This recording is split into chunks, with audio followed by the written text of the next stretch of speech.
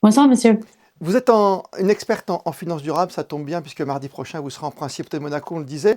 C'est intéressant de voir comment on peut financer au mieux maintenant ce qui nous attend, nous par exemple ici à Monaco, d'ici 2030 et le zéro déchet, le zéro plastique, on en a parlé il y a quelques instants avec le directeur de l'environnement ici en Principauté. C'est important aujourd'hui d'aller chercher des ressources un peu partout durablement? Voilà, donc nous, notre objectif, c'est d'attirer plus d'investisseurs à concurrence de 500 millions de dollars pour investir dans la circularité plastique.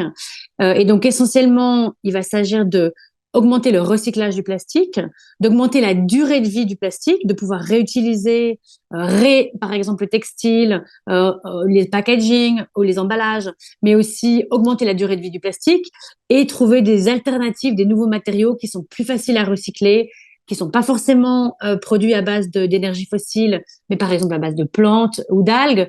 Donc c'est tout ça dans lequel nous voulons investir, en collaboration aussi avec les grands groupes industriels, parce que nous pensons qu'ils font partie de la solution.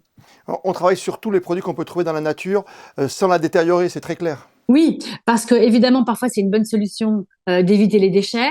Mais il faut faire très attention parce qu'on ne veut pas non plus produire du plastique avec, par exemple, des cultures agricoles qui sont utilisées dans les chaînes alimentaires. On ne veut pas non plus des procédés qui soient polluants, par exemple, par les produits chimiques. Et bien sûr, ce qui est très important aussi, c'est de réduire les émissions de carbone. Donc, comment peut-on produire des polymères aussi avec une empreinte carbone moins importante que celle de l'industrie aujourd'hui? Et vous le connaissez très bien, c'est un de vos compatriotes, Bertrand Piccard, qu'on a souvent ici à Monaco, qu'on a la chance de croiser. Travaille beaucoup en lien avec les grosses entreprises, justement pour penser au futur, à d'autres éléments et à d'autres idées, et ne pas stigmatiser l'attitude de grands producteurs. Oui, c'est exactement notre approche aussi. Donc, ce fonds d'investissement, il est lancé en collaboration avec l'Alliance pour prévenir la pollution plastique, qui regroupe 70 grands groupes de toute la chaîne de valeur à l'échelle mondiale. Et nous pensons que ce partenariat est utile. Les sociétés dans lesquelles nous allons investir sont des sociétés qui sont relativement jeunes, en forte croissance, et qui ont besoin de ces partenariats, que ce soit commercialement ou pour développer leurs usines, par exemple.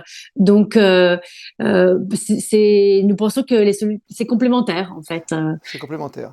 On note quand même dans votre association, finalement, dans ce partenariat stratégique, qu'il y a beaucoup d'entreprises qui sont européennes ou américaines, souvent nord-américaines, mais très peu en Asie, qui est un continent très pollueur, par exemple, voire l'Afrique.